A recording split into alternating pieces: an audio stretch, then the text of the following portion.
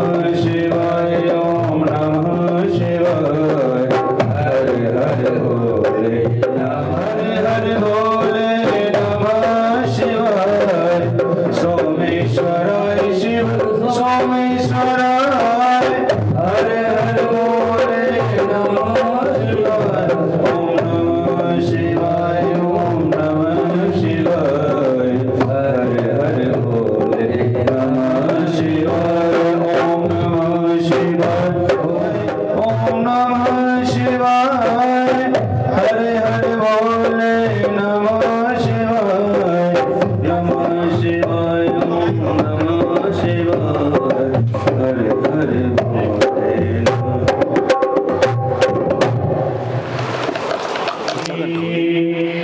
वामांगे गिरिराज राजतनया छाया भवानी सती नंदी स्कंद गणाज राज सहिता श्री विश्वनाथ प्रभु काशी मंदिर संस्थितो खिल गुरु रियत सदा मंगलाम भगवान पुराण पुरुषोत्तमाय नमः पाद प्रक्षालनम हरि ओम भगवान पुराण पुरुषोत्तमाय नमः पादयोर्पादयम् हस्तयोर्गं मुखी आत्मीयं समर्पयामि सर्वाङ्गस्नानं समर्पयामि सर्वाङ्गस्नानान्ते वस्त्रान्ते गन्धपक्षतान् पुष्पाणि समर्पयामि पुष्पमालायां समर्पयामि भगवान पुराण पुरुषोत्तमाय नमः धूपमाग्रापयामि दीपकं सन्दर्शयामि हस्तप्रक्षालनं नैवेद्यं संस्थाप्य नैवेद्यान्ते मोक्षोद्ध्यात्मीयं समर्पयामि जलान्ते फलताहु दक्षिणायां प्रदक्षिणायां समर्पयामि नमस्करोमि गात्रं भस्मसितं शिरं च हसते हस्ते कपालं सितं घटवान् चन्द्रासितो मूर्धनि सोऽयं सर्वसितो ददातु विपया पापक्षया शङ्करः भूरि शिवमहापुराणे ॐ व्यासाय नमः व्यासं व्यासकरं वन्दे मुनिनारायणं स्वयं यथा प्राप्तकृपालोका लोकामुक्ता करेगः शेषाय नमः सरत्कुमाराय नमः साक्षाय नमः पाराशराय नमः उद्धवाय नमः व्यासासनाय नमो अक्षतां समर्पयामि अक्षतान्ते पुष्पं पुष्पमालायां समर्पयामि वर्तेन दीक्षामाप्नोति दीक्षामाप्नोति दक्षिणां दक्षिणायां सर्वमाप्नोति श्रद्धयां सत्यमाप्यते नमस्तुभ्यं भगवते ज्ञानवैराग्यसारणे नारदा सर्वलोका पूजिताय सूर्यः नमोस्तुते व्यास विशाल बुद्धि उल्लारविन्द्रं यदपत्रनेत्रम् येन त्वया भारततैलपूर्णं प्रज्वालितो ज्ञानमया प्रदीपः सुखरूपबुद्धं सर्वशास्त्रविशारदा नित्यं कथप्रकाशेन मद्ज्ञानं विनाशया संसारसागरे मग्नं दीनं वा करुणानिधि कर्ममोहाग्रीताङ्गं मम द्वारभवार्णवा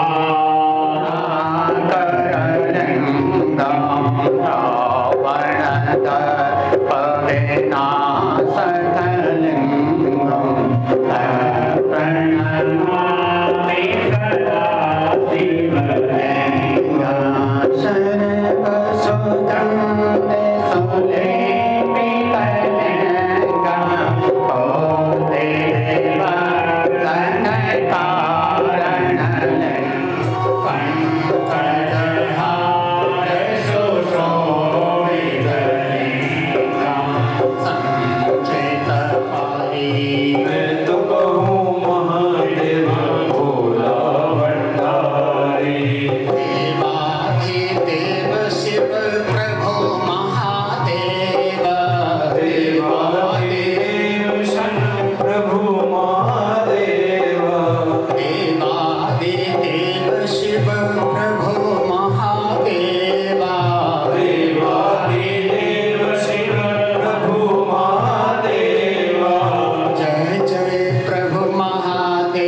संत करे सेवा। जय जय प्रभु देव संत करे सेवा। कोई कहे शिव जी और कोई त्रिपुरारी। कोई कहे शिव जी और कोई त्रिपुरारी। मैं तो कहूँ महादेव भोला भंडारी। मैं तो कहूँ महादेव भोला भंडारी। ब्रह्मा ने ब्रह्म कहा हरि ने अविनाशी। हमारे कहा कैलासवासी।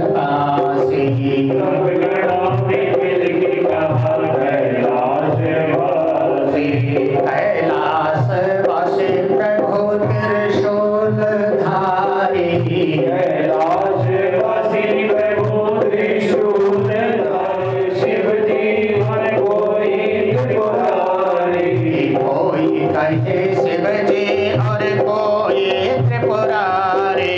कोई कहे शिव जी और कोई त्रिपुरारी।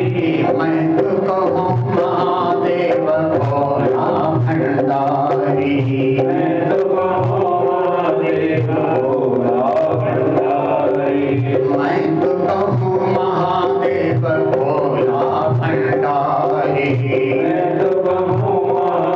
भोला भंडारी। हाथों में डमरू और त्रिशूल साजे। हाथों में डमरू और त्रिशूल साजे। हाथों में डमरू और त्रिशूल साजे।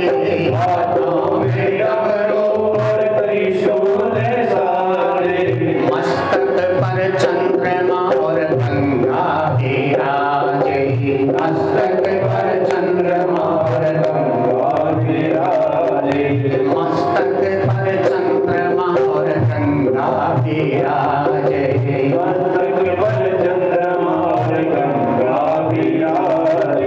गौरी संग नंदे पर बैठे भंडारी। गौरी संग नंदे पर बैठे भंडारी। गौरी संग नंदे पर बैठे भंडारी। गौरी संग नंदे पर बैठे भंडारी। मैं तो कहूँ महादेव भोला भंडारी।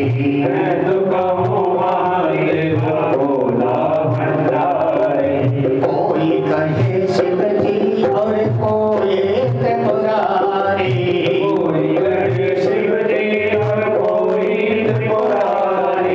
मैं तो कहूँ महादेव भोला भंडारी।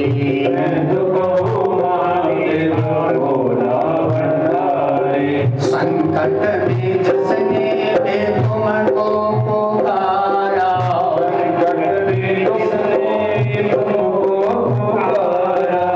संकट में जिसने भी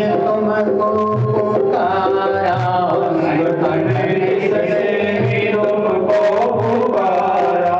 बन गई उसी वक्त उसका सहारा। बन गई उसी वक्त उसका सहारा। ऐसे दिन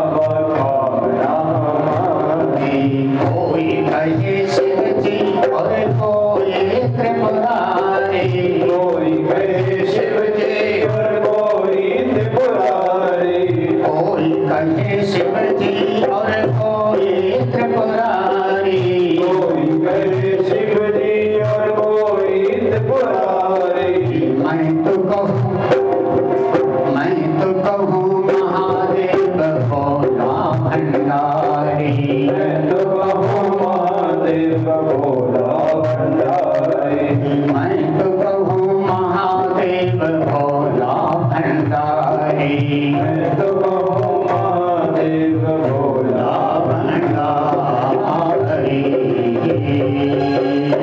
देवादिदेव महादेव की, सद्गुरुदेव जी महाराज की जय जय।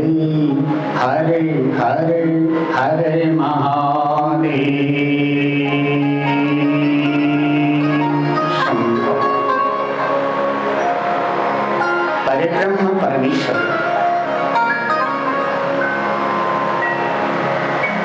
काशी कैलाशाधिपति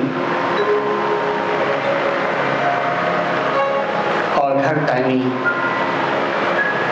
देवाधिदेव साम्य सदाशिव महादेव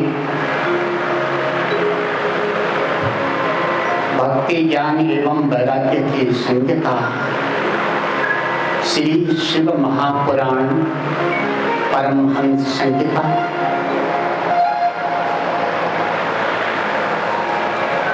देवादिदेव महादेव सिद्ध पीठस्थ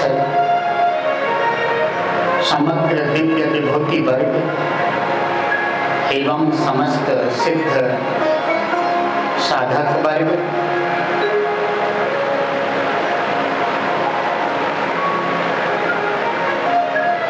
ब्रह्मलीन 1008 सामी हम सबके सद्गुरुदेव जी श्री श्री चंदनानंद जी महाराज एवं उनके अनुयायी अंतेवासी परम प्रिय शिष्य पूज्य श्री श्री महंत मंगलानंद जी महाराज एवं समस्त उनके अनुयायी शिष्य मंडली और सभी आश्रमस्थ सहयोगी भक्तजन और हम सबके मार्गदर्शक प्रेरणा स्रोत शास्त्रोपासक परमहंस जी महाराज रोशनलाल जी महाराज और उनके समस्त शिष्य मंडली देवभूमि पावन उत्तराखंड धाम से पधारे हुए सांगोपांग विधि से जो यहाँ पर देव पूजन में अधिकृत हैं ऐसे रुद्रेश शास्त्री जी और संहिता के मूल में अधिकृत योगाचार्य जी और यहाँ पर सिद्धपीठ देवादिदेव महादेव जी के जो पूजक हैं पुजारी जी एवं अन्य सभी जो भोजनालय से एवं अन्य व्यवस्था को देखते हुए जो यहाँ पर कार्यरत हैं ऐसे सभी सज्जन महानुभाव आज के पूजा के मुख्य यजमान एवं समस्त आदर सत्कार के योग्य इस कथा मंडप पर विराजमान हमारी माताओं बहनों भाइयों बुजुर्गों एवं बच्चों, गोस्वामी जी ने लिखा है क्योंकि समन्वय है अष्टकाम महान अष्ट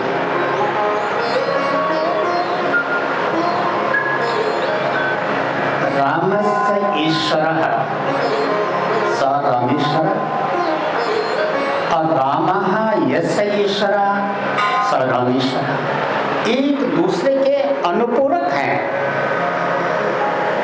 भगवान महादेव और भगवान श्री राम।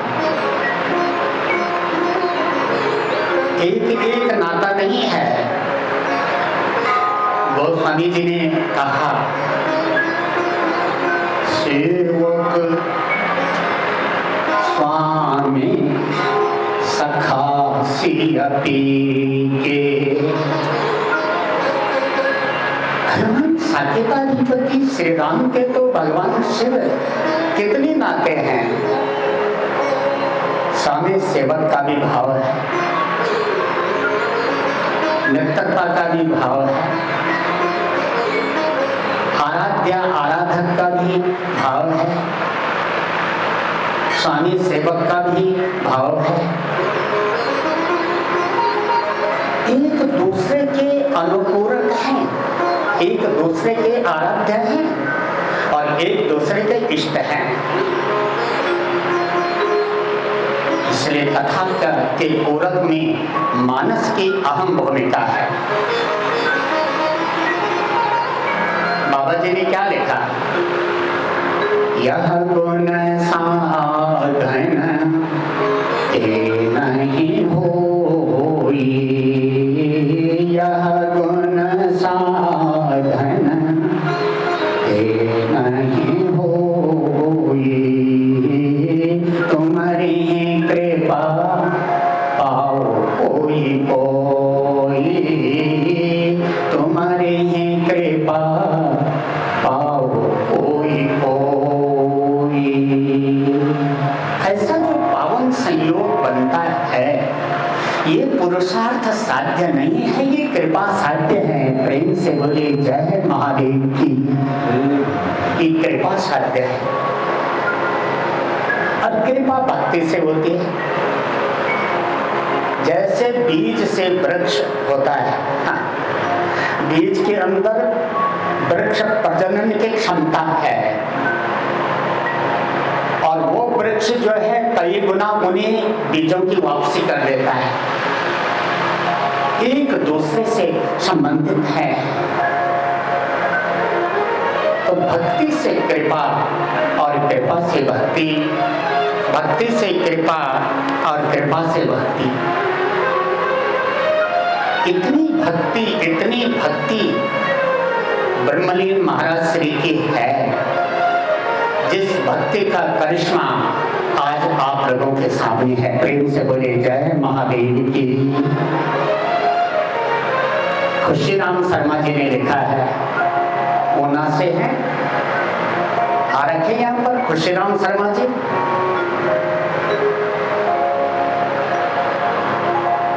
उनके परिवार से कोई आया है? खुशीराम शर्मा जी, उन्होंने यहाँ पर महाराज श्री के लिए कुछ अर्पण किया है। ग्रीवाण भाषा में, देव भाषा में अर्पण किया है महाराज श्री के बारे में। क्या अर्पण किया है? दिव्यम दिव्य कला विभूषितम च सुखदम। क्या बात है,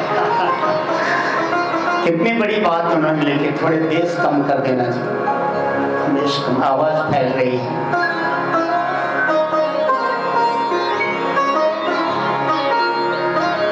उन्होंने महाराज श्री के बारे में क्या लिखा है?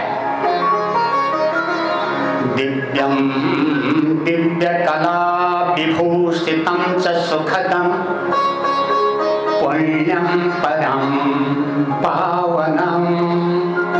क्या बात है, कितना दिव्य भाव उन्होंने प्रदर्शित किया है, कितने दिव्य भाव की उन्होंने प्रस्तुति दी है। ये गुरु कृपा नहीं है तो क्या कहा जाए। मैं तो ऐसा भाव आता नहीं है। दिव्यम दिव्य कला विभूषितम च सुखदम पुण्यम परम पावनम भक्तानां अभयप्रदं सदा शुभकरं यद्दर्शनं शान्तिदम् ज्ञानाधारतपोनिधिं सदैव निरतं ध्याने परब्रह्मणि सर्वेषाम् आनन्ददं नमामि सततं श्रीचन्दनानन्द चंदनानंदम मुनिम श्री चंदनानंदम मुनिम। क्या भाव है? जिनका दर्शन दिव्य तथा सद्गुणों से विभूषित है। कितना दिव्य भाव है। जिनका दर्शन दिव्य तथा सद्गुणों से विभूषित है और जिनका दिव्य दर्शन आनंद देने वाला है, पुण्य प्रदायक है और परम पावन है, परम पवित्र है। जिनके दर्शन मात्र से ही, महाराज चंदनानंद महाराज जी के दर्शन मात्र से ही भक्तों को अभय और कल्याण की प्राप्ति होती है। जो स्वयं तपोनिधि एवं ज्ञान के आधार थे, कहते हैं खुशीराम शर्मा जी, मैं उन श्री चंदनानंद जी सदगुरुदेव जी महाराज चंदनानंद नाम से जो प्रसिद्ध हैं, उन मुनि को मैं कोटि कोटि प्रणाम करता हूँ। बोले सदगुरुदेव जी महाराज की, बोले सदगुरुदेव जी महाराज की, बोले सदगुरुदेव जी महाराज की जय। तो क्या करना है यहाँ पर आचार्य श्री?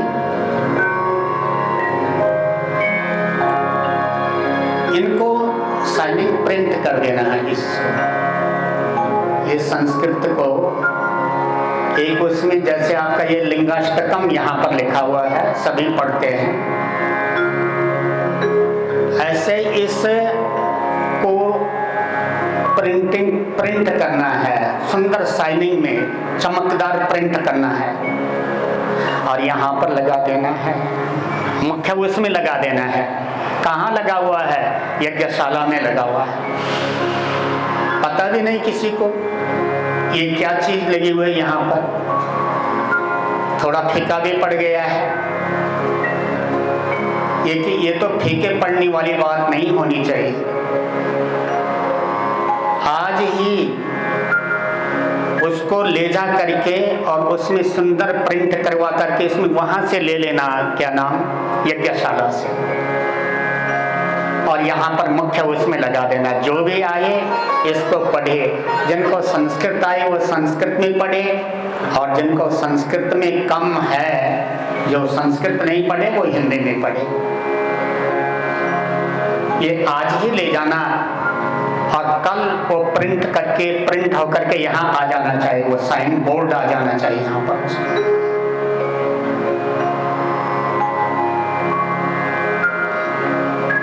सदगुरुदेव जी महाराज की।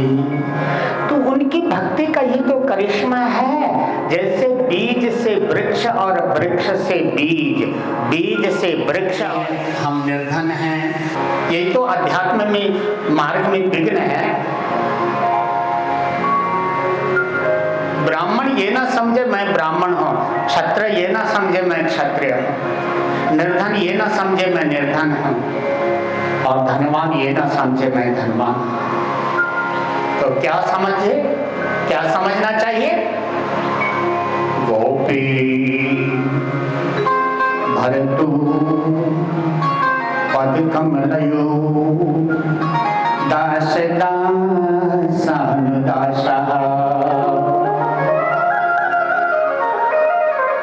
भगवान के जो अनन्य प्रेमी हैं, उन अनन्य प्रेमियों के जो अनुयायी प्रेमी हैं और उन अनुयायियों के जो अनुयायी प्रेमी हैं, उनके चरणों की मैं धूल हूँ। प्रेम से बोले जय महादेव की। मैं दास हूँ, नहीं, मैं दासानुदास। फिर तो गुणात्मक प्रगति है।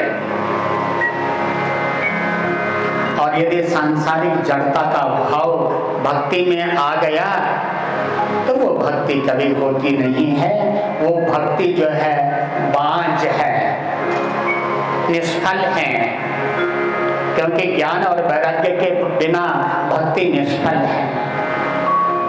ज्ञान और वैराग्य जरूर चाहिए भक्ति में। शुष्क काष्ठ है, ज्ञान और वैराग्य के बिना भक्ति, और भक्ति के बिना ज्ञान भी नीरस है, भक्ति के बिना वैराग्य भी निष्फल है, और ज्ञान वैराग्य के बिना भक्ति भी निष्क्रिय है। अब ये निर्णय आपने लेना है। ज्ञान क्या है? गोपी भरतु पद कमलयो दास दासान दासा। मैं दासानुदास। स्वाभिमान हो तो दासानुदास का स्वाभिमान हो। यदि जड़ता का स्वाभिमान है तो महाराज जी वो तो अभिमान है, और अभिमान गिरा देता है, और स्वाभिमान जो है मंजिल को तक पहुंचा देता है। प्रेम से बोलिए जय महादेव की, जय महादेव की। बेस कम ही कर दूंगा, आवाज फैल नहीं भाई।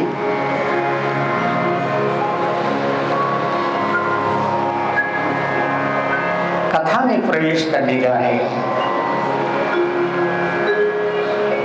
लेकिन कथा में प्रवेश करने से पहले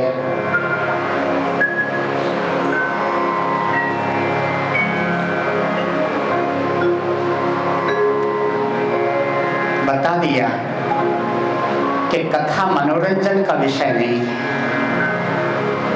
भगवान की कथा हंसने हंसाने के लिए नहीं है। भगवान की कथा नाचने नचाने के लिए नहीं है। भगवान की ये दिव्य चर्चा नौटंकी नहीं है।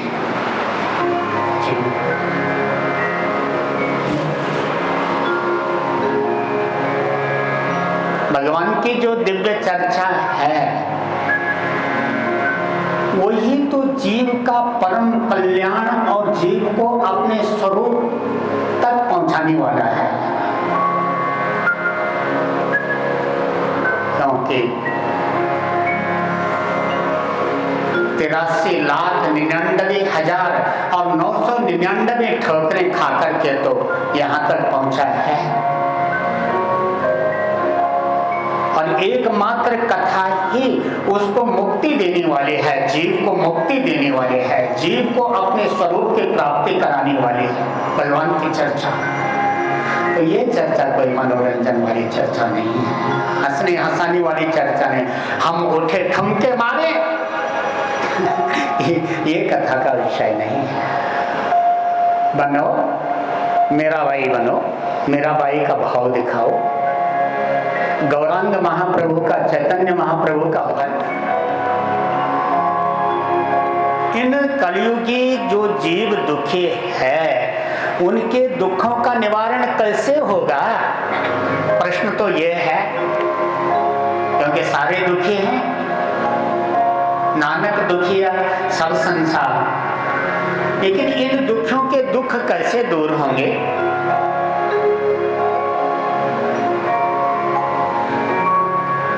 सूत जी महाराज विचार करते हैं, विचार करके सौनक जी महाराज को साधुवाद देते हैं और कहते हैं काल व्याल महात्रास विध्वंस कर्मोत्तमं शैवं पुराणं परमं शिवेनोत्तम पुराणे। हे दिग्विजय सौनक जी महाराज, काल की संज्ञा व्याल से दी गई है। काल तो सर्प है, और सर्प डसता किसको? जो काल का अतिक्रमण करता है। इसका इसलिए समय का आदर करो। हमारे मास्टर साहब जो हैं ब्रह्म मुहूर्त में, कई उनके साथ भी आ जाते हैं, ब्रह्म मुहूर्त में जो है भगवान के दर्शन के लिए आ जाते हैं। आप लोगों को हमने देखा 12 बजे तक दर्शन के लिए लाइन लगी हुई थी। प्रातः भी ब्रह्म मुहूर्त में आ जाते हैं। यानी समय का सदुपयोग करना ही समय साथ देता है। काल को ब्याल की संज्ञा दी है। और ब्याल डसता है, किसको डसता? जो असावधान रहता है, जो समय की कदर नहीं करता है, जो समय का ध्यान नहीं रखता है, समय उसका साथ नहीं देता है। लेकिन जो भगवत चर्चा है, जो शिव महापुराण की कथा है, वो काला ब्याल सर्प रूपी जो सांप का जहर है, उस जहर को उतारने के लिए भगवान शिव का जो नाम है, भगवान शिव की जो चर्चा है, वो मणि का काम करती है, औषधि का काम करती है। मैं ऐसे दुखियों को, इन दुखियों के दुखों को दूर करने के लिए मैं शिव महापुराण की कथा सुनाता हूँ आपको। शिवे नोक्तम पुरा मुने, पहले जो है भगवान शिव ने स्वयं मुझे ये कथा सुनाई। सूत जी महाराज कह रहे हैं, हे मुनियो, एतत् शिव पुराणम ही परमं शास्त्रमुत्तमं शिव रूपं शतो ज्ञेयं सेवनीयं च सर्वथा। ये जो शिव महापुराण है, ये सभी शास्त्रों में उत्तम शास्त्र है। और ये साक्षात पुराण शिव रूपम क्षतो ज्ञेयम, इस भूतल पर, इस भूमंडल पर ये महापुराण साक्षात भगवान शिव का ये स्वरूप है। इसलिए सेवनीयम च सर्वथा, सदा सर्वदा जो है भगवान की कथा सुननी चाहिए, भगवान का स्मरण करना चाहिए, भगवान का भजन करना चाहिए। इसी में जीव का परम कल्याण है।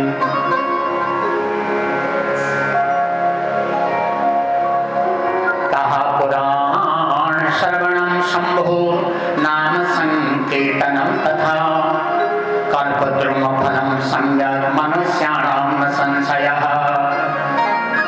शिव महापुराण की कथा और भगवान शिव का नाम और भगवान शिव का जो नाम संकीर्तन है, ये तीनों कल्प वृक्ष के समान है। प्रेम से बोले महादेव की।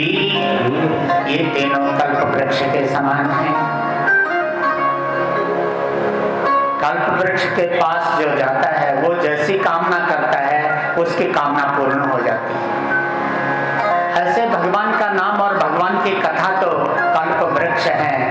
भगवान का नाम भजनानंदी जो है, जो कामना करता है, उसकी वो कामना पूर्ण हो जाती है।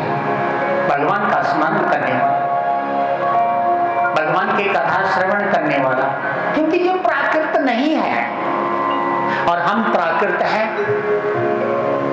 यदि कहा जाए आपको कड़वा लगेगा, अतीत पंथानम तब च महिमा वांग मनसयो। ये तो मन से भी अतीत है, वाणी से भी अतीत है। ये तो वाणी का भी विषय नहीं है, ये तो मन का भी विषय नहीं है। लेकिन सदगुरुदेव महाराज की कृपा है कि जो श्रावण मास में हमें भगवान देवादिदेव महादेव की कथा श्रवण करने के लिए मिल रही है, हमारा मन भी पावन है और हमारी वाणी भी पावन है। इसमें कोई संशय है नहीं कि भगवान का नाम और भगवान की कथा दोनों कल्प वृक्ष के समान है। जो कामना करोगे वो आपकी कामना पूर्ण हो जाएगी।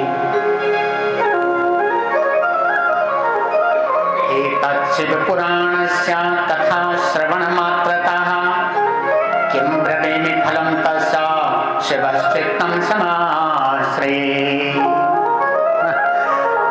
ये सब शिव महापुराण के कथा का जो श्रवण का फल है, कथा सुनने का जो फल है, किम ब्रवीमि फलम, इसके फल के लिए तो मैं कह ही नहीं सकता। अनंत गुना फल की प्राप्ति हो जाते। एक गुना नहीं महाराज, 2 गुना नहीं, और इतना ही नहीं, जिसके हम कथा सुन रहे हैं वो हमारे हृदय मंदिर में विराजमान हो जाते हैं। प्रेम से बोले महादेव की। वो हृदय मंदिर में विराजमान हो जाते हैं। बोले इसमें कोई ये जो शिव महापुराण है, ध्यान से सुनना, कागज कलम भी रखो साथ में, कहीं कहीं नोटेड हो जाता है, नोट करना पड़े, इतने सारी चीजें ध्यान में नहीं रहती, कहीं कहीं लिखना भी पड़ता है क्योंकि आप श्रोता हो। ये शिव महापुराण क्या है? चतुर्विंशति सहस्रो ग्रंथोऽयं सप्त संहिता भक्ति तृक सुसंपूर्णा शृणोयातं परादरा। इस शिव महापुराण में 24,000 श्लोक हैं, 24,000। भागवत में 18,000 है। शिव महापुराण में 24,000 श्लोक संख्या है। इनको हम श्लोक नहीं कह सकते हैं, ये मंत्र है। और ये मंत्र किसके लिए है? मंत्र महामणि विषय दयाल के हो बाबा जी, मंत्र महामणि विषय दयाल के, नेटत कठिन को अंक भाल के। प्रेम से बोले महादेव के। मंत्र महामणि, एक एक जो श्लोक है वो तो मंत्र है। और ये महामणि है किसके लिए है? विषय व्याल के, विषय सर्प के जहर को उतारने के लिए ये मणि और औषधि का काम करते हैं। कौन? ये जो श्लोक हैं, ये जो मंत्र हैं, और इसमें 7 संहिताएं हैं। 24,000 मंत्रों का जो समुच्चय है शिव महापुराण, इसको 7 भागों में विभक्त किया गया है व्यवस्था की दृष्टि से। नहीं तो और मंदमति वालों को कैसे प्राप्ति होगी? कलयुग में तो लगभग सभी हरास हो रखा है, जीवनी शक्ति में भी कमी है, वैचारिक शक्ति में भी कमी है, बौद्धिक शक्ति में भी कमी है, हर चीज में कमी है। जैसे आयु की कमी हो गई, ऐसे बौद्धिक क्षमता भी कम हो गई है, वैचारिक क्षमता भी, विश्लेषण क्षमता भी कम हो गई है। तो इसको जैसे बहुत बड़े शहर को व्यवस्था की दृष्टि से सेक्टरों में बांटा जाता है, केवल व्यवस्था की दृष्टि से, ऐसे इन 24,000 मंत्रों के इस संहिता को 7 भागों में विभक्त किया गया है, 7 संहिताओं में विभक्त किया गया है। भक्ति त्रिक सुसंपूर्ण, इसमें ज्ञान और वैराग्य के सहित भक्ति का विशद वर्णन है शिव महापुराण के अंदर में। शृणोयातं परादरा, इसलिए यदि सुनना है तो आदर के साथ सुनो, यदि सुनना है तो सावधान होकर के सुनो, नहीं तो कुछ पल्ले पड़ने वाला नहीं है। क्या कहा? सावधानतया शृणो, सावधान होकर के सुनो। और शृणोयातं परादरा, और इसको आदर पूर्वक सुनो, श्रद्धा के साथ में श्रवण करो। भगवान शिव क्या है? सेते चराचर प्राणेषु यह स शिव। जो चराचर प्राणियों में, स्थावर जंगम आदि में जो वास कर रहा है वो शिव है। बोले महादेव की। जो सबके अंदर निवास कर रहा है, सेते चराचर प्राणेषु यह स शिव, जो सबके अंदर निवास कर रहा है और सब जिसके अंदर है और जो सबके अंदर है वही तो शिव है। प्रेम से बोले महादेव की। हमारे श्रद्धेय दयाल लाला जी, उन्होंने यहाँ पर जो क्रम बनाया है, कथा का क्रम जो रखा है, तो हम पहले आते थे तब गुरुदेव जी होते थे, उनका शरीर था। तो जब कथा प्रारंभ होती थी तो दयाल लाला जी क्या कहते थे? पंडित जी उनका प्यारा भजन था। वो हाथ खड़ा कर देते थे और मैं समझ जाता था कि लाला साहब क्या चाहते हैं। उनका प्यारा भजन था, कम से कम तो 2 घड़ी। हाथ उठा करके दोनों उंगलियां खड़े करते थे। मैं समझ जाता था कि लाला जी का प्यारा भजन अब लाला जी सुनना चाहते हैं। हे कम से कम तो 2 घड़ी ईश्वर के गुण गाया कर। कम से कम तो 2 घड़ी ईश्वर के गुण गाया कर। नमः शिवाय ओम नमः शिवाय प्रेम पूर्वक बोला कर। नमः शिवाय ओम नमः शिवाय प्रेम पूर्वक बोला कर। ये शिव यानी चराचर प्राणेषु यस्यते सब शिव, जो सबके अंदर वास कर रहा है और सबका जिनके अंदर निवास है वही तो शिव है। और शिव क्या है? शिव को क्या गया है? जो कल्याण स्वरूप है। शिव क्या है? कल्याण का वाचक है, कल्याण का प्रतीक है, जो नित्य कल्याण स्वरूप परम शक्तिवान, जो अमृतमय, जो दिव्य है, पुरुष है, वही तो शिव है। शिव क्या है? सब कुछ जिसने अपने अधीन कर रखा है, जो सबके अधीन है, वही तो शिव है। और जो इधर उधर नहीं, जो सदा सर्वत्र हैं, जो स्थान विशेष में नहीं, जो देश विशेष में नहीं, जो काल विशेष में नहीं, वो क्या है? कहते हैं जहां भी मोह करो वहां करो। क्योंकि भगवान शिव क्या है? भगवान क्या है? सर्वानन सिरुग्रीवा, 10 दिशाओं में जिनके सिर हैं, सर्वभूत गुहाशया, और सबके गुहा प्रदेश में, जो हृदय प्रदेश में जो विराजमान है, जीव रूप में सर्वव्यापी स भगवान तस्मात् सर्वगता शिवा। और सर्व जो विभु हैं, जो ब्रह्म हैं, जो व्यापक हैं, वही तो तस्मात् सर्वगता शिवा। तस्मात् सर्वगता, वो कण कण के अंदर में, जर्रे जर्रे के अंदर में, जीव जगत के अंदर में, समग्र ब्रह्मांड के अंदर में जो समाये हुए हैं, वो शिव हैं। बोलो देवादिदेव महादेव की, देवादिदेव महादेव की। तो 7 संहिताएं हैं। विद्येश्वर संहिता, द्वितीया रुद्र संहिता, तृतीया शतरुद्राक्षा कोटिरुद्रा चतुर्थिका, पंचम उमा संहितोक्ता, षष्ठी कैलास संहिता, सप्तमी वायवीयाख्या, सप्तम संहिता। यह मृत्युलोके शिव महापुराण की ये 7 संहिताएं हैं, 7 भागों में विभक्त हैं। पहली संहिता है विद्येश्वर नाम की, और द्वितीय रुद्र संहिता, दूसरी रुद्र संहिता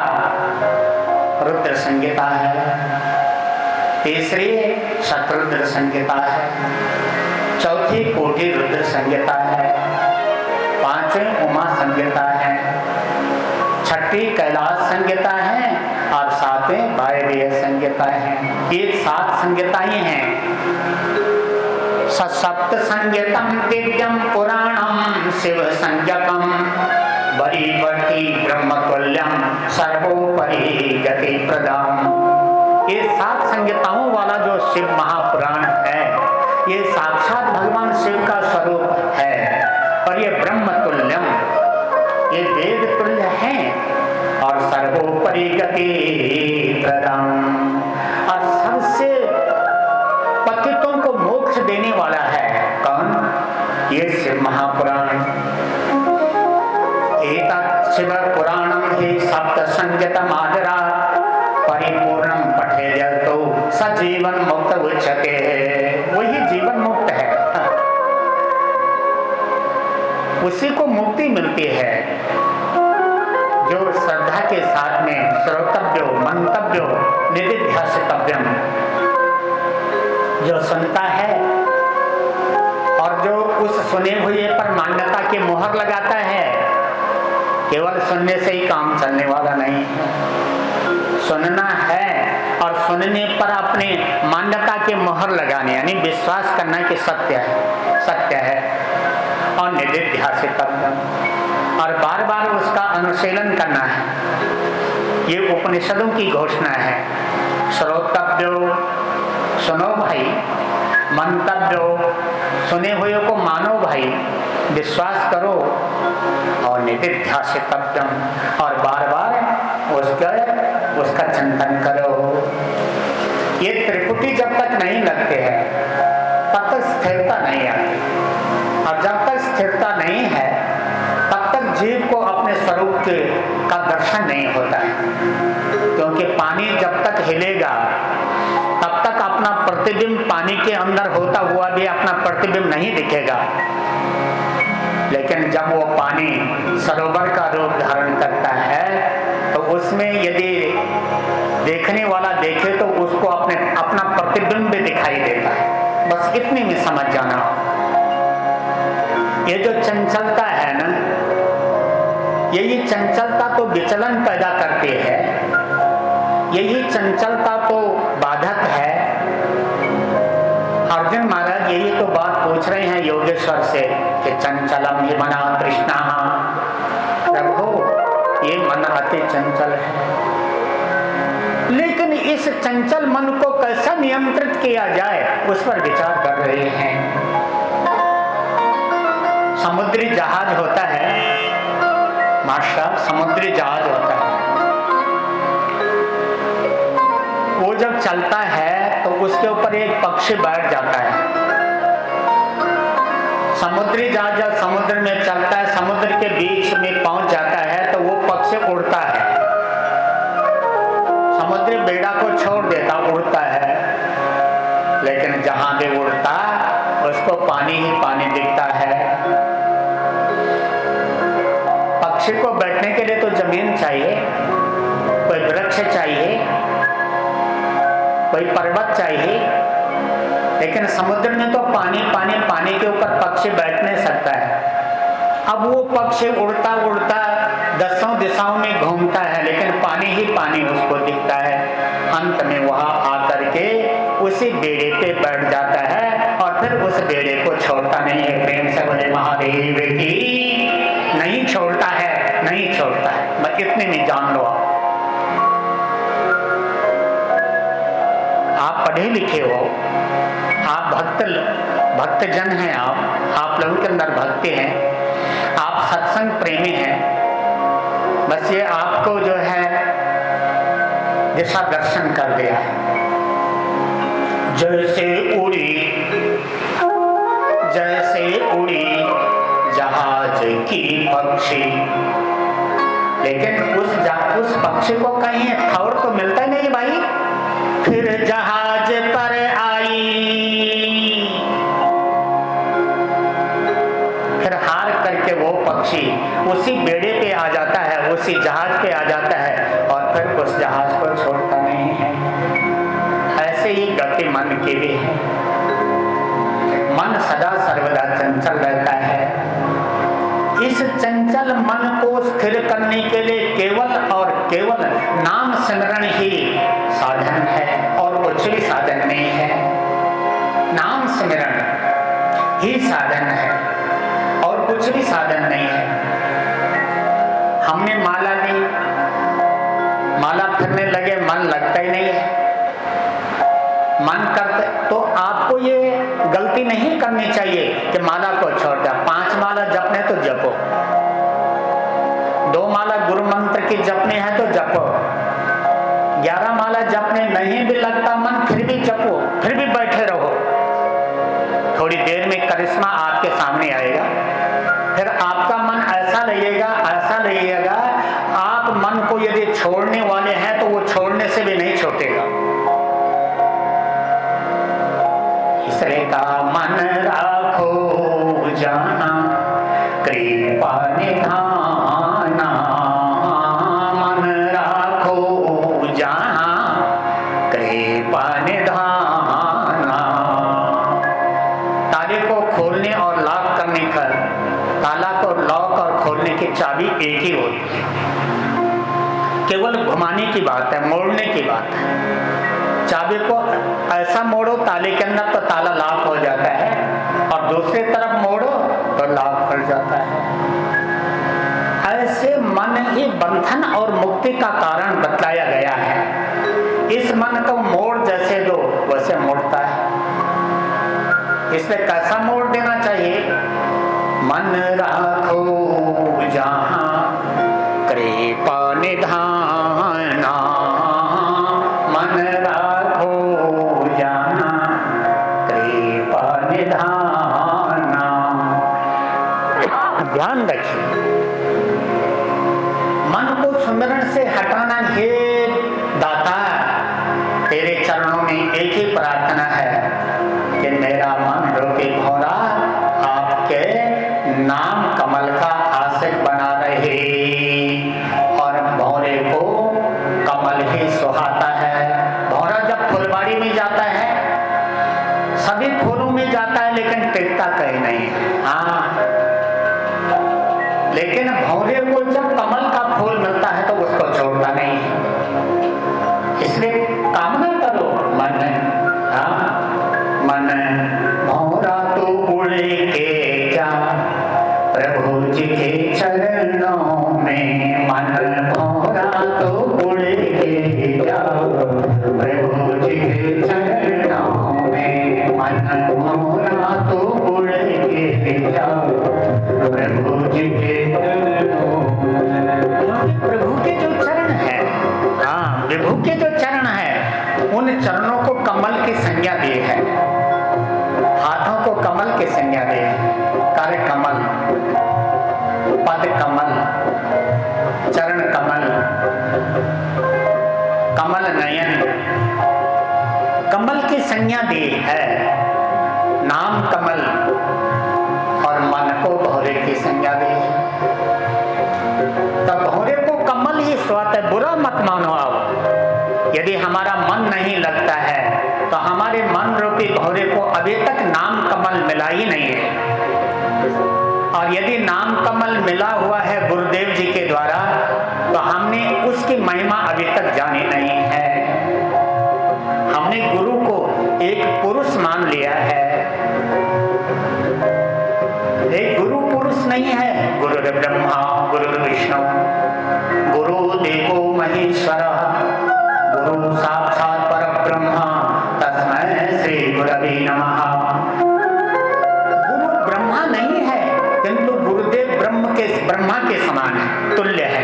हाँ, गुरुदेव विष्णु नहीं है, लेकिन गुरुदेव विष्णु भगवान के तुल्य है, समान है। गुरुदेव शिव नहीं है, लेकिन गुरुदेव शिव के समान है। गुरु ब्रह्मा गुरु विष्णु गुरुदेवो महेश्वर, गुरु साक्षात परब्रह्म। गुरुदेव परब्रह्म नहीं है, लेकिन परब्रह्म के समान है। तस्मै श्री गुरवे नमः। इसलिए गुरुदेव के चरणों में कोटि कोटि प्रणाम करते हैं। लेकिन आपने गुरुदेव को अपने जैसा साधारण मानव समझ लिया है। उस मंत्र को जो गुरुदेव के द्वारा नाम दान मिला हुआ है, उसको आपने एक साधारण मंत्र समझ लिया है। उस मंत्र का जो जपने का संयम नियम है, वो आपको अभी तक पता नहीं है। इसलिए तो वो मंत्र काम नहीं कर रहा है। अरे गुरु को ब्रह्मा जैसे है, वो तो विष्णु जैसे हैं, वो तो शिव जैसे हैं। उनको मानव मत समझो, उनको भगवान मान के चलो। बोले सदगुरुदेव जी महाराज, सदगुरुदेव जी महाराज। तो कमल की संज्ञा इसलिए दी है कि कमल ब्रह्मा जी की सृष्टि में नहीं है। ब्रह्मा जी ने कमल की सृष्टि नहीं की, बल्कि कमल ने ब्रह्मा की सृष्टि की है। कमलोद्भव, ब्रह्मा जी कमल से पैदा हुए हैं, न कि ब्रह्मा जी ने कमल को बनाया।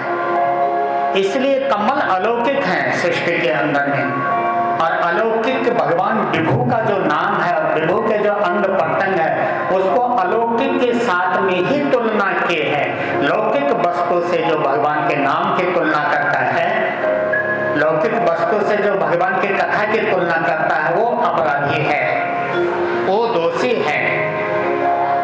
इसलिए भगवान के नाम की तुलना यदि की, अंग प्रत्यंगों की तुलना यदि की है बाबा ने, तो कमल के साथ में की है।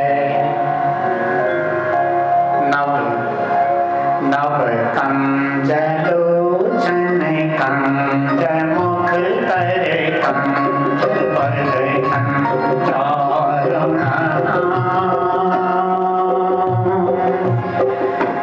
महाराज कमल के समान उनके नेत्र, कमल नयन, कमल के समान सुंदर सुकोमल उनके हाथ हैं, कर कमल, कमल के समान उनके सुंदर चरण है, चरण कमल, कमल के समान उनका नाम है। और हमारा मन भौरा है। भौरे को जब कमल मिलता है तो भौरा छोड़ता नहीं है। आपको तो गुरुदेव के द्वारा नाम कमल मिला हुआ है। आप अपने मन रूपी भौरे को नाम कमल का आशिक बना के रखे। प्रेम से बोले सदगुरुदेव जी महाराज की, सदगुरुदेव जी महाराज की, सदगुरुदेव जी महाराज की। तो बताया शैवम पुराणम निदमात्म विदाम वरिष्ठम सेव्यम सदा परम वस्तु सता समर्चम तापत्रयाभिशमनं सुखदं सदैव प्राणप्रियं गिरिहरि समुखामरणा।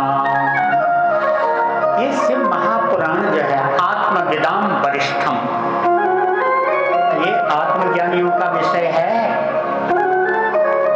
ये विषय भोगों का विषय नहीं। संसारी क्या जानी, दीवानों का अगम मार्ग। परमहंस संहिता का श्रवण करने के लिए परमहंस जैसा भाव चाहिए, फिर तो लाभ है, नहीं तो मनोरंजन। आत्मविदाम वरिष्ठम सीदं सदा परम वस्तु सता समर्चम। सब संत पुरुषों के लिए तो ये पूजनीय है भाई। तापत्रयाभिशमनं सुखदं सदैव, और ये तीनों प्रकार के अर्धनारीश्वर भगवान, आधा शरीर उनका पार्वती जी का है, आधा वो शिव रूप में। अर्धनारीश्वर अवतार उनको कैसे उन्होंने लिया और कब लिया, ये कथा आप सुनेंगे। और द्वापर 28 द्वापर युग के 28 व्यासों की कथा आप इसी में सुनेंगे। शत्रुद्र संहिता के अंदर में योगेश्वर अवतार हुआ, नंदीश्वर जो नंदी महाराज हैं ये भी उनके अवतार हैं, जो उनके वाहन है। काल भैरव अवतार, भैरव जी भी, भैरव जी के रूप में भी भगवान शिव आए हैं। हनुमान जी के रूप में भगवान शिव ही है। विश्वानर की जो सुचिस्मती नाम की पत्नी थी, उन्होंने तपस्या की भगवान शिव की, और भगवान गृहपति के रूप में, पुत्र के रूप में अवतार लिया है उनके घर पर। ये कथा आप सुनेंगे। 10 महाविद्यावतार भगवान शिव के ही हुए हैं, जैसे महाकाल, तार, भुवनेश, षोडश, भैरव, शिव, छिन्न मस्तक, धूम्रवान, बगलामुख, मातंग और कमल। ये दशावतार हैं भगवान शिव ने कैसे कैसे, और इन्हीं की शक्ति है ये कौन, महाकाली, तारा, भुवनेश्वरी, षोडशी, भैरवी, शिवा, छिन्नमस्तका, धूमावती, बगलामुखी, मातंगी, कमला, ये इनके शक्ति हैं। और ये 10 भगवान शिव के अवतार हैं। ये कथा आप सुनेंगे शत्रुद्र संहिता के अंदर में। फिर एकादश रुद्रावतार, जो भगवान शिव ने 11 रूप लिए हैं, 11 अवतार धारण किए। कपाले, पिंगल, भीम, विरूपाक्ष, विलोहित, शास्ता, अजपाद, अहिर्बुधना, शंभु, चंड और भव, ये एकादश रुद्रावतार हैं। एकादश रुद्र हैं ये। दुर्वासा के रूप में दुर्वासा अवतार है भगवान शिव का। पिप्पलाद अवतार हैं जो कि शनि की 7.5 की पीड़ा को भी जो निवारण करते हैं, पीपल की पूजा। ये पिप्पलाद अवतार भगवान शिव का है। शनि की अढ़ैया हो, शनि की 7.5 हो, शनि की महादशा हो, शनि के अंतरदशा हो, इसमें विचलन और उथल पुथल बढ़ जाती है, विचलन बढ़ जाती है। तो कैसे पीपल की पूजा करने से करते तो सभी हम देखते हैं, फेरी लगाते हैं, परिक्रमा करते हैं, लेकिन कोई उसका नियम भी तो होगा।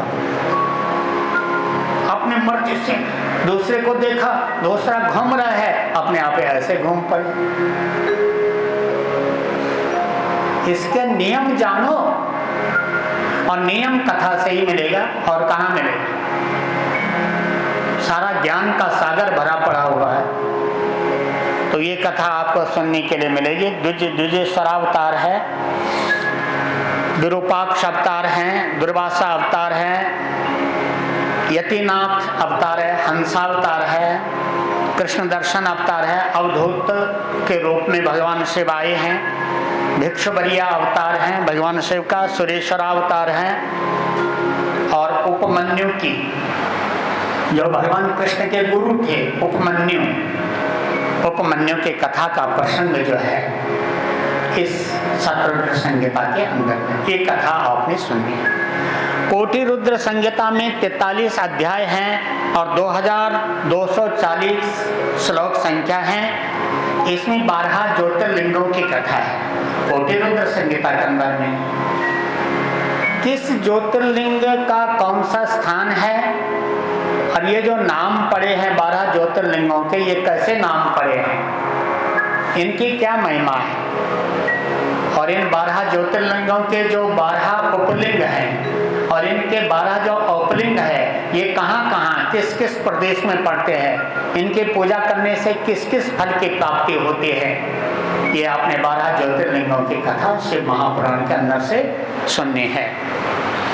क्योंकि 12 ज्योतिर्लिंग है सोमेश्वर, मल्लिकार्जुन, महाकाल, ओंकारेश्वर, वैद्यनाथ, भीमेश्वर, रामेश्वर, नागेश्वर, विश्वेश्वर, त्र्यंबकेश्वर, केदारेश्वर और भस्मेश्वर। ये 12 ज्योतिर्लिंगों की कथा आपने शिव महापुराण के अंदर से सुननी है। इसके पश्चात भगवान विष्णु ने जो 1000 कमलों से जो शिवार्चन किया था, और भगवान शिव ने एक परीक्षा के लिए एक कमल को छुपा दिया। भगवान विष्णु ने देखा, ढूंढा, कहीं नहीं मिला। उन्होंने कहा मेरे भक्त मुझे कमल नयन से भी तो पूजा करते हैं, कमल के समान अपना नेत्र समझ करके निकाला और उस कमल की पूर्ति कर दी। वही कमल जो है भगवान शिव की कृपा से वही सुदर्शन चक्र बना जो सबकी रक्षा करता है। ये कथा आपने सुननी है। और शिवरात्रि व्रत की, महाशिवरात्रि व्रत की कथा आपने सुननी। जो ये कांवड़ का प्रचलन चल पड़ा है, लाते तो हैं लेकिन थोड़ा सा मनमुखी करते हैं, और जहां मनमुखी आ जाते हैं, जहां पर शास्त्र विधि रह जाती है और मनमुखी आ जाते हैं, तो नशा से दिमाग न होती, न सुखम न परम। उसमें कांवड़ लाया न लाया एक जैसा हो जाता है। ठीक है, लाए कांवड़ लाए हैं आप, लेकिन राम का रोल प्ले करने वाला जो बंदा है वो पैंट कमीज पहन करके भी तो, टाई पहन करके, बेल्ट डाल करके भी तो रोल प्ले कर सकता है। लेकिन राम का रोल प्ले करने वाले को अंगरखा पहनना पड़ता है, सिर पर ताज पहनना पड़ता है, कुंडल पहनने पड़ते हैं, धनुष बाण हाथ पर लेना पड़ता है, धोती पहननी पड़ती है। के लिए तो कोई कैसे भी कर लेगा कोई, लेकिन वो बात नहीं बनती। ऐसे भक्ति तो करते हैं, लेकिन भक्ति के नियम क्या है? और इतना नियम भी नहीं है कि जो हम कर ही ना सके, ये भी नियम नहीं बतलाया। कैसे उद्धार हो गया? गीध अजामिल गज गणिकाने ऐसे करे कमाई, नीच कर्म को करने वाला कर गया सदन कसाई। क्यों ऐसा हो गया? कैसे कर गए वो? क्योंकि सबसे बड़ा जो शौच है, सबसे बड़ी जो पवित्रता है, वो भाव की पवित्रता है। भाव यदि पवित्र है तो अपवन वस्तु भी पवित्र हो जाते हैं, अपवित्र वस्तु भी पवित्र हो जाती है। और भाव यदि पवित्र नहीं है तो पवित्र वस्तु भी अपवित्र हो जाते हैं। उसको भी भोलेनाथ स्वीकार नहीं करते, महादेव उसको ग्रहण नहीं करते। ये कथा आपने सुननी है। और शिव तत्व का वर्णन, ये कथा आपने सुनी है कोटिरुद्र संहिता के अंदर में। इसके अनंतर आपने सुननी है उमा संहिता में 51 अध्याय हैं और 1840 श्लोक संख्या है। इसमें कर्म विपाक का वर्णन है। जो जैसा कर्म करेगा उसको कैसा फल मिलेगा, किस कर्म को करने से किस फल की प्राप्ति होती है, ये कथा आप सुनेंगे। नरक कितने होते हैं, स्वर्ग कितने होते हैं, नरक स्वर्ग आदि की कथा आप सुनेंगे। दान के महिमा और मृत्यु के लक्षण। यदि ऐसे लक्षण हमारे शरीर में दिख रहे हैं तो समझ लीजिए कि हम अब कम दिन के मेहमान हैं। कैसे लक्षण? तो ये कथा आपने सुननी है। दैवी शक्ति के द्वारा, ये उमा संहिता के अंदर में दैवी शक्ति के द्वारा आसुरी शक्ति का कैसे विनाश हुआ है। जैसे माँ भगवती जगदम्बा जो सर्व देवों की, सभी देवों की शक्ति है, ब्रह्मा की शक्ति माता, विष्णु की शक्ति, शिव शंकर की शक्ति है माँ शेरा वाली माता। कैसे उस शेरा वाली ने जो सभी देवताओं की शक्ति है, महिषासुर, धूम्रलोचन, रक्तबीज, चंडमुंड, शुंभ निशुंभ आदि दैत्यों का कैसे उद्धार किया। ये कथा आप उमा संहिता के अंदर सुनेंगे, शिव महापुराण के अंदर से। छठी है कैलाश संहिता। कैलाश संहिता में 23 अध्याय है और 240 श्लोक हैं। इसमें वर्णाश्रम विभाग का वर्णन है। वर्णाश्रम जैसे गृहस्थाश्रम है, ब्रह्मचर्याश्रम है, वानप्रस्थ है और संन्यास है।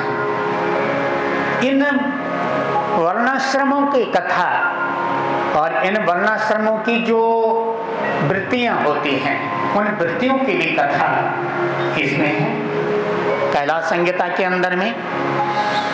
और शिव तत्व का वर्णन है। शिव तत्व, शिव तत्व का वर्णन है। शिव तत्व को कोई जान नहीं सकता है और अभी तक किसी ने जाना नहीं है। इतना गूढ़ है शिव तत्व, अभी तक भी नहीं जाना है। ढूंढते जा रहे हैं लेकिन जाना अभी तक नहीं है। श्रुतियां भी ढूंढ रही है लेकिन अभी तक जाना है। लेकिन जिन्होंने जाना उन्होंने कैसे जाना? बाबा जी के शब्दों में, सोई जाना जी देहु जनाई, जानत तुम्हारी होई जाई। जानेगा तो वही जिसको चाहेगा दाता कि ये जाने, कोई जान सकता है, अन्यथा कोई नहीं जान सकता है। जन्म जन्म मुनि जतन कराई, अंतराम कहीं आवत नाहि।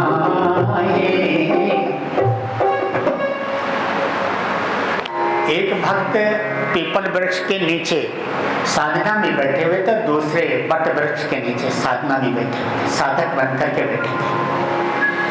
नारद जी चल पड़े, साधना से दोनों जागे। उन्होंने देवर्षि जी को जाना था, वंदन किया और उनसे पूछा कि आप हरिदास हो, आप भगवान के श्री चरणों में सदा विराजमान रहते हैं, आपको तो सबके लेखे जोखे का पता होगा, क्या हमारे बारे में आप बताएंगे हमें मुक्ति कब मिलेगी, यानी भगवत प्राप्ति कब होगी? देवर्षि नारद जी बोले हाँ, इस पीपल वृक्ष में जितने पत्ते हैं उतने वर्षों बाद आपको भगवत प्राप्ति होगी। जैसे वृक्ष को देखा, असंख्य पत्ते। बोले मैं तो इसी जन्म की बात कर रहा था कि इसी जन्म में मुझे प्राप्ति होगी, आप कह रहे जितने पत्ते हैं उतने वर्षों बाद। जब इस जन्म में नहीं होना, आगे का जन्म किसने देखा? अपने कंठे माला आदि उतार दिया, जटाजूट उतार दिया और अपने विषयों में रम गए। बोले क्यों शरीर को सुखाना है? बट वृक्ष के नीचे जो साधक बैठे हुए थे उन्होंने कहा देवर्षि महाराज, चरण वंदन, क्या आपको पता है आप तो भगवान श्री के श्री चरणों में सदा रहते हो, कब मुझे भगवत प्राप्ति होगी? बोले जितने पत्ते इस बट वृक्ष में है उतने वर्षों बाद आपको दर्शन होंगे। बोले होंगे ना, आज नहीं तो वर्षों बाद, लेकिन मुझे दर्शन प्राप्ति होगी ना?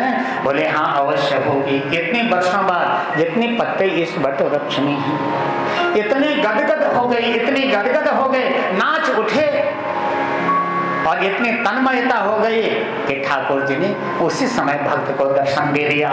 प्रेम से बोले महादेव की, उसी वक्त दर्शन दे दिया। मम गुण गावत पुलक शरीरा, गद गद गिरा नयन बह मेरा। जनता का भाव नहीं चाहिए,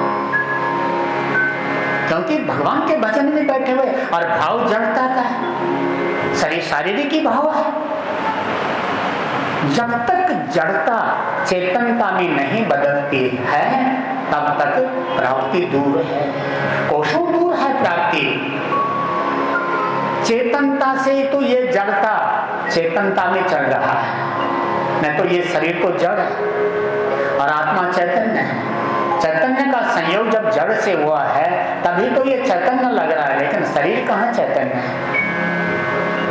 इसलिए जड़ता का भाव मत रखो अपने अंदर, चेतनता का भाव लेकर के चलो तो वो प्राप्ति कोसों दूर नहीं है, बल्कि एक कदम तो मेरी ओर आजा, 99 कदम तेरी ओर पहुंचाऊंगा। प्रेम से बोले महादेव की।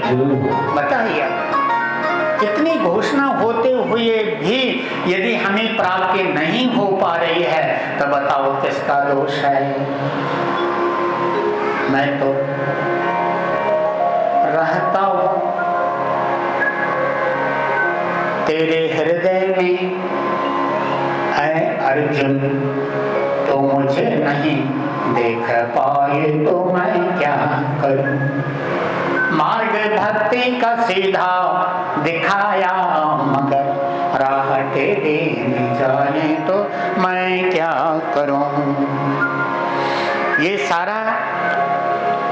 सारी कथाएं वर्णाश्रम धर्म की कथाएं, किसमें क्या करना है, कैसे चलना है, कैसे रहना है, उनकी वृत्तियों का वर्णन, ये कथा आप सुनेंगे। कैलाश संहिता के अंदर में शिव तत्व पर चर्चा चल रही थी। शिव तत्व को कोई जान नहीं सकता है, अगोचर है, मनसातीत है, भावातीत है, गिरातीत है, अनिर्वचनीय है, कैसे जान पाओगे? लेकिन जिन्होंने जाना उन्होंने कैसे जाना? उनकी कृपा से जाना है। सोई जाना जे देव जनाई, जाना ही तुम्हारे होई जाई। और महावाक्य, महावाक्यों का वर्णन है, जैसे अहम ब्रह्मास्मि तत्त्वमसि सच्चिदानंदोहम शिवोहम आदि आदि जो महावाक्य हैं, उन महावाक्यों की कथा है इसके अंदर, कैलाश संहिता के अंदर। फिर सातवें वायव्य संहिता है। वायव्य संहिता में दो भाग हैं, पूर्वार्ध का भाग है और उत्तरार्ध का भाग है। पूर्वार्ध में वायव्य संहिता के 35 अध्याय हैं और 2000 श्लोक हैं। इसमें विद्या स्थान है, कितनी विद्याएं हैं, उन विद्याओं का, किस विद्या का कौन सा स्थान और कहां पर है, ये है। षट चक्रों का मूलाधार से लेकर और सहस्रार तक ये जो है, ईड़ा पिंगला के मध्य में जो सुषुम्ना है, उस सुषुम्ना के अंदर ईड़ा और पिंगला के मध्य में जो सुषुम्ना है, वो कैसे चक्रों का छेदन भेदन करते हैं, कैसे, ये यौगिक विषय है। ये कथा आपको सुनने के लिए मिलेगी। वायव्य संघ पुराणों का परिचय, 18 पुराण, 18 उपपुराण, 18 अवपुराण, इनकी व्याख्या आप सुनेंगे, इनके नामावली भी आप सुनेंगे पुराणों के। और महेश्वर भगवान महादेव की महत्ता का जो प्रतिपादन है, क्या महत्ता है, क्या महिमा है महादेव के, ये आप सुनेंगे। और भगवान शिव के 8 जो नाम है, भव सर्वो रुद्र पशुपति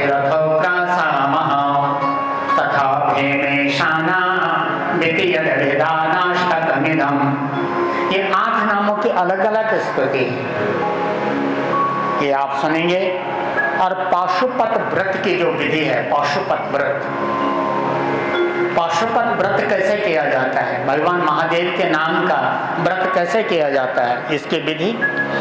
उपमन्योपाख्यान,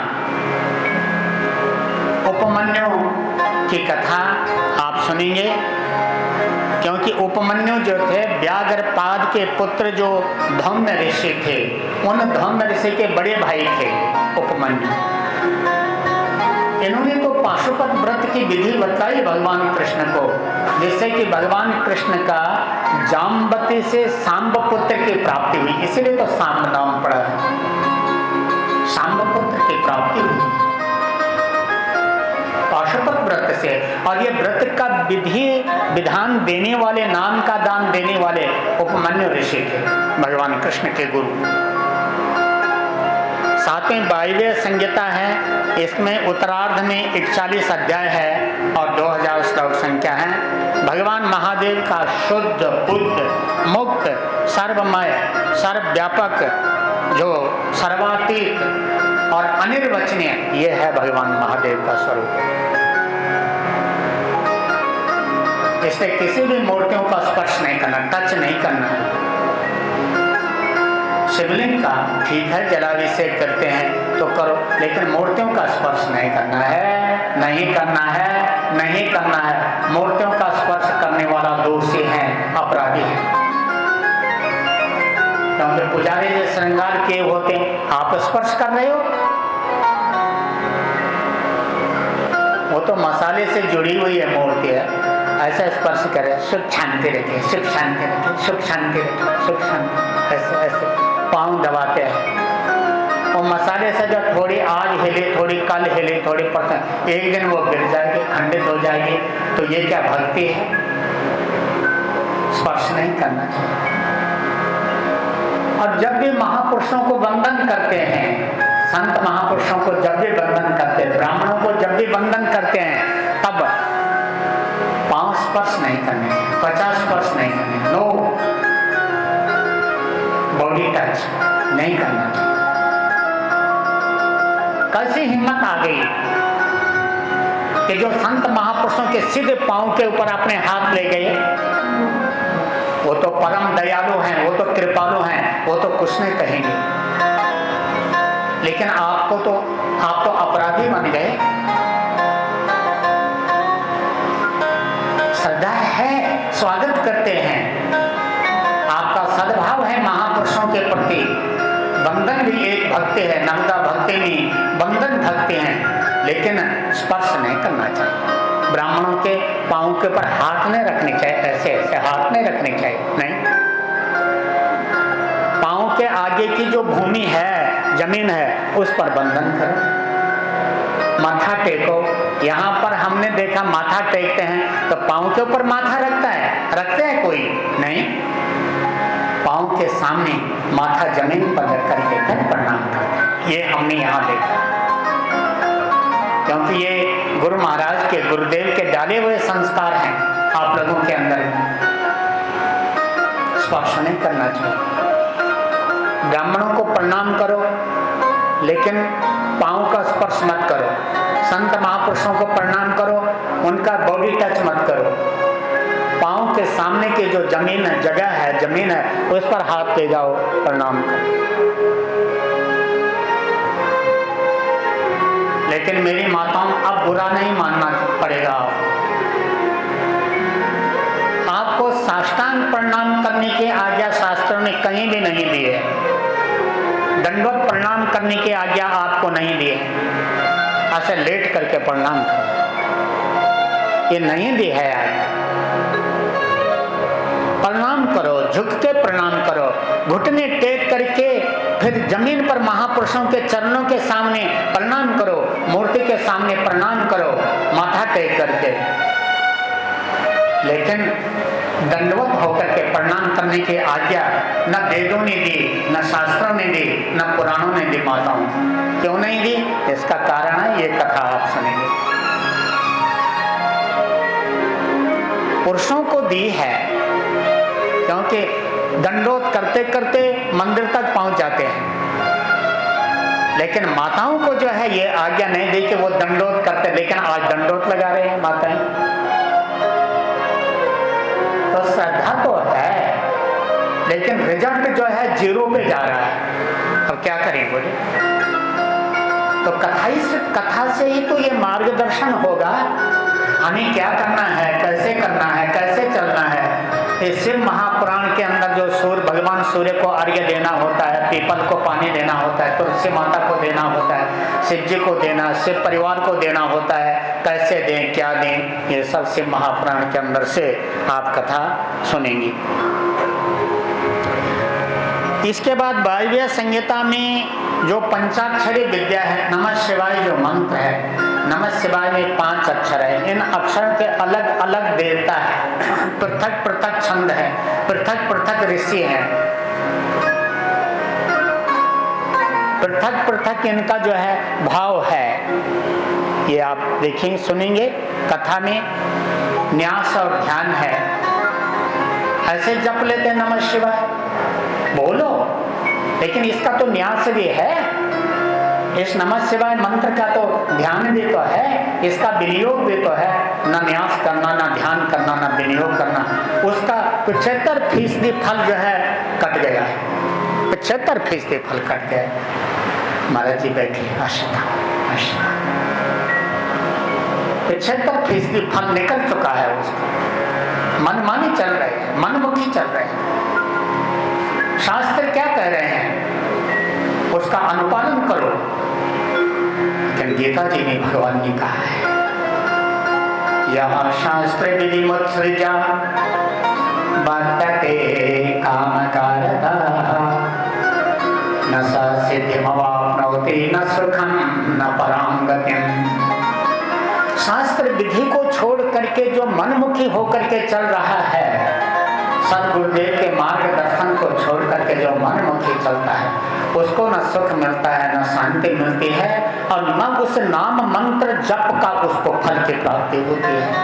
तस्मात् शास्त्रं प्रमाणं हि कार्याकार्यो व्यवस्थितः। इसलिए शास्त्र प्रमाण है, गुरुदेव के वचन प्रमाण है। गुरुदेव ने जो कह दिया है वही करना है। मनमुखी मन मर्जी से नहीं चलना। मनमुखी चलोगे तो ना सुखम न पराम गतिम, न सुख की प्राप्ति होगी, न शांति मिलेगी और न उसे जप कर्म करने का फल मिलेगा। इसलिए तस्मात् शास्त्रम प्रमाणम ही, इसमें शास्त्र ही प्रमाण है। तो ये नमः शिवाय जो मंत्र है, माताओं को कैसे जपना है, पुरुषों को कैसे जपना है, तो गुरु मंत्र को, अब वो तो गुरु जी की ही कृपा है, उन्होंने क्या विधि बतलाई है वो तो आपको पता है। लेकिन ये जो मंत्र पंचाक्षरी विद्या शिव महापुराण का जो भगवान शिव का मूल मंत्र है नमः शिवाय मंत्र, इसका जप कैसे होना चाहिए, इसकी विधि क्या है और इसका विधान क्या है, ये वायव्य संहिता के शिव महापुराण की जो वायव्य संहिता है, इस संहिता के अंदर से आप सुनेंगे। फिर 108 की माला होती है रुद्राक्ष की, वो उसके आधे पे होती है चमन मनकों की माला, वो फिर 27 की माला होती है, 27 मनकों की, 30 मनकों की माला होती है और 15 मनकों की माला होती है। तो कितनी मनकों की माला जपने हैं? 108 तो सभी जपते, लेकिन भिन्न भिन्न प्रयोगों की सिद्धि के लिए ये अलग अलग मनकों की माला, कभी तो 15 मनकों की माला से ही जप करना पड़ता है प्रायोगिक सिद्धि के लिए। 30 मनकों की माला से भी जप करना, ये किस प्रयोग के लिए जपना है? 30 मनकों की माला से किसका जप करना है, किस प्रयोग की सिद्धि के लिए, किस प्रायोगिक की सिद्धि के लिए जप करना है? ये 54 है जो चमन मनकों की माला होते, किस प्रयोग की सिद्धि के लिए उस 54 मनकों की माला से जप करना है? 108 मनकों की माला से तो सभी जप होते हैं।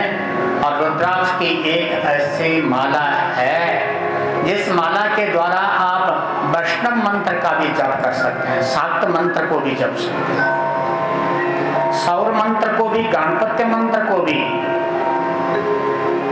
रुद्राक्ष की माला ऐसी है, विष्णु मंत्र का जप भी आप रुद्राक्ष की माला से कर सकते हैं। कहते देवी मंत्र, देवी माता का मंत्र आप चंदन के माला, लाल चंदन के माला से जप, लेकिन रुद्राक्ष के माला से भी जप सकते हैं। बगलामुखी माता जो भगवान शिव के अवतार हैं, 8वें अवतार बगलामुख, उन बगलामुख की जो शक्ति बगलामुखी माता है, बोले पीले चंदन की माला, ये पीले हल्दी की माला से जप करो। लेकिन यदि उपलब्ध नहीं है तो रुद्राक्ष के माला से आप बगलामुखी माता के मंत्र जप का भी प्रयोग कर सकते हैं, जप सकते हैं। हर मंत्र के जप के लिए रुद्राक्ष की माला प्रशस्त मानी गई है। ये कथा आप सुनेंगे। और त्रिविध दीक्षा, जो दीक्षा है, कैसे दीक्षा ली जाती है, गुरु मंत्र कैसे, किस प्रकार से बिरजा होम की विधि बतलाई गई है, दीक्षा विधि बतलाई गई है कैसे, तो ये कथा आप सुनेंगे। और पूजा विधि है, दूध से अभिषेक होना चाहिए, किस प्रायोगिक सिद्धि के लिए गन्ने के रस से अभिषेक होना चाहिए, किस प्रायोगिक की सिद्धि के लिए केवल और केवल गंगा जल से अभिषेक होना चाहिए। पंचामृत से स्नान तो सभी करते हैं, दूध, दही, पयो दधि घृतम, घी, शौचम, शहद और शक्कर आदि से तो पंचामृत से स्नान कर, लेकिन विशेष प्रायोगिक की सिद्धि के लिए पंचामृत से स्नान कर पूरा रुद्राभिषेक अभिषेक जो है केवल एक उससे हुआ, या तो दूध से ही हो, या तो दही से हो, लस्सी से हो, या तो घृत धारा से हो, या तो मधु धारा से ही हो, या तो गन्ने के रस से। ये विशेष प्रायोगिक की सिद्धि के लिए भिन्न भिन्न विधि बतलाई गई है। पूरा पंचामृत से स्नान करके जो अपनी कामना हो, उस कामना की पूर्ति के लिए आप उस कामना से संबंधित जो पदार्थ हैं उससे आप अभिषेक कर सकते हैं। ये कथा आप से महापुराण के अंदर से श्रवण करेंगे। कितनी कथा आपने सुननी है इन 11 दिनों के अंदर में, इसलिए समय को व्यर्थ न गंवाना। आप समय से आइए और समय से कथा सुने, क्योंकि कथाएं बहुत हैं। तो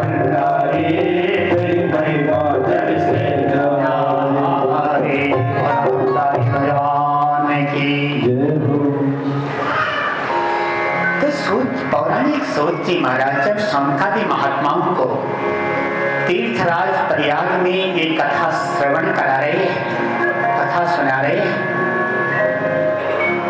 शौनक जी महाराज ने प्रश्न किया,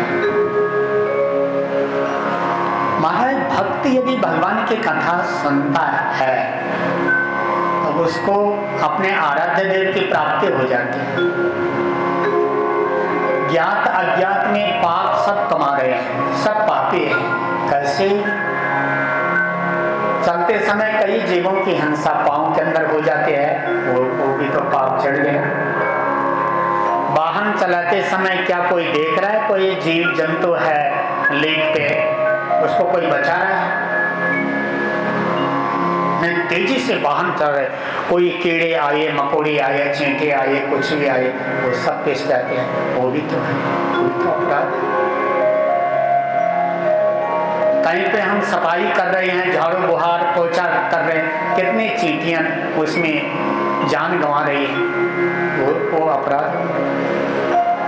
पाप नहीं, हर किसी से पाप कमाई जा रहे हैं। प्रतिदिन हर क्षण और हर दम जो है पापी पाप तो हो रहे हैं, लेकिन उन अज्ञात ज्ञात पापों का जो प्रायश्चित है वो केवल और केवल भगवान का नाम है।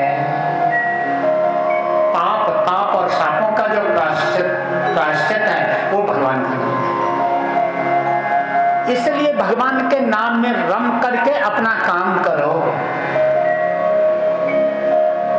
सांसों के साथ में भगवान के नाम को जोड़। जैसे सांसें आ रही है जा रहे हैं, हमारा क्या व्यवधान हो रहा है? न देखने में व्यवधान हो रहा है, न काम करने में व्यवधान हो रहा है। सांस अपना काम करे, हम अपना काम। ऐसे सांसों के साथ में जब भगवान का नाम जुड़ जाता है तो भगवान का नाम अपने आप ही सांसों के साथ में जब चलता है तो नाम की जो पूंजी है वो हमारे खाते में अंकित हो जाती है।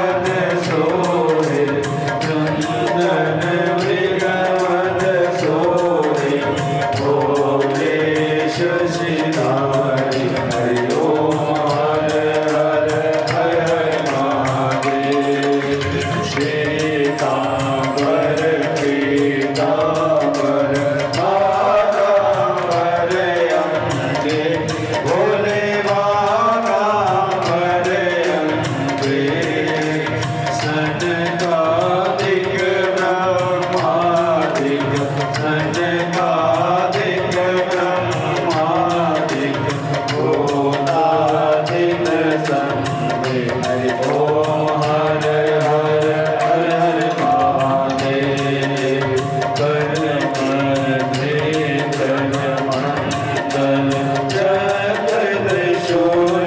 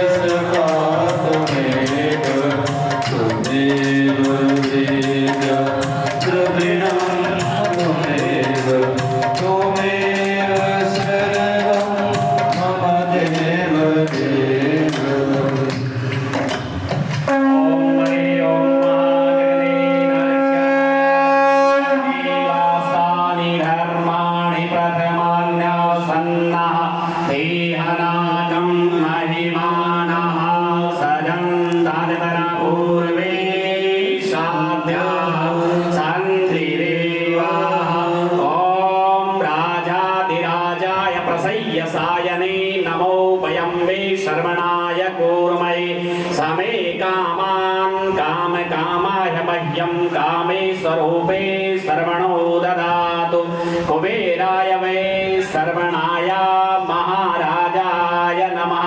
ओम विश्वतः चक्षुरुत विश्वतो मुखो विश्वतो बाहुरुत विश्वतस्मात् संभाव्यां धमति संपत्रेर्ध्यावा भूमि जनयन्तदेव एकः। ओम एकदन्ताय विद्महे वक्रतुण्डाय धीमहि तन्नो दन्ते प्रचोदयात्। तत्पुरुषाय विद्महे महादेवाय धीमहि तन्नो रुद्रा प्रचोदयात्। ओम नारायणाय विद्महे वासुदेवाय धीमहि तन्नो विष्णु प्रचोदयात्। ओम वेदान्तनाथाय विद्महे हिरण्यगर्भाय धीमहि तन्नो ब्रह्मा प्रचोदयात्। ओम महालक्ष्मीश्च विद्महे सर्वशक्ति च धीमहि तन्नो लक्ष्मी प्रचोदयात्।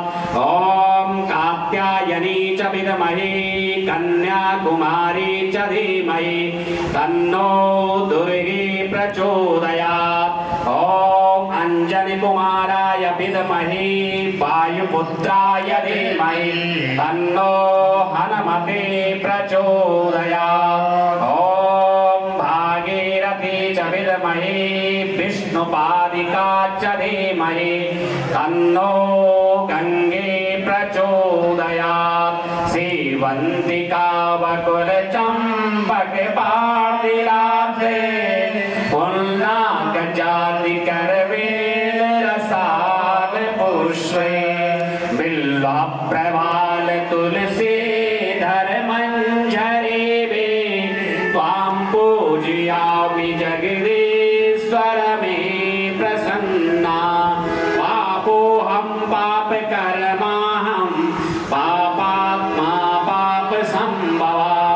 त्राहि मां पार्वती नाथ सर्व पाप हरो भव। आवाहनं न जानामि तवार्चनं पूजा चैव न जानामि क्षम्यतां परमेश्वरः। मंत्रहीनं क्रियाहीनं भक्तिहीनं सुरेश्वर। यद् पूजितं मया देव परिपूर्णं तदस्तु मे। गतं पापं गतं दुःखं गतं दारिद्र्यमेव च आगतं सुख संपत्ति पूर्णो तव दर्शनात्।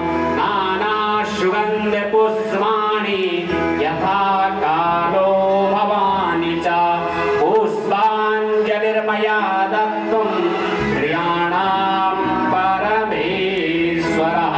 दिनोत्तरं समर्पयामि।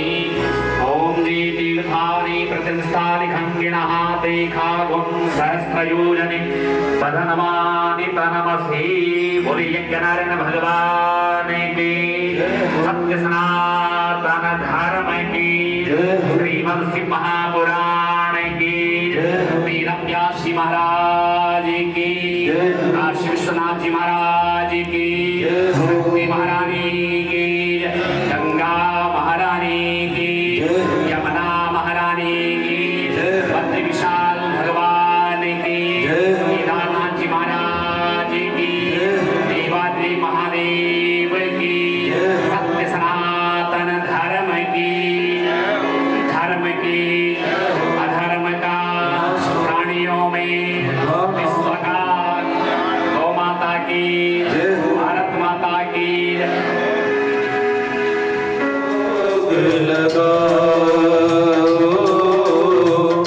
प्रेम से भोग लगाओ मेरे भगवन। प्रेम से भोग लगाओ मेरे भगवन। रुचि रुचि भोग लगाओ मेरे भगवन। प्रेम से भोग लगाओ। फल मेवा पकवान मिठाई जो कुछ हो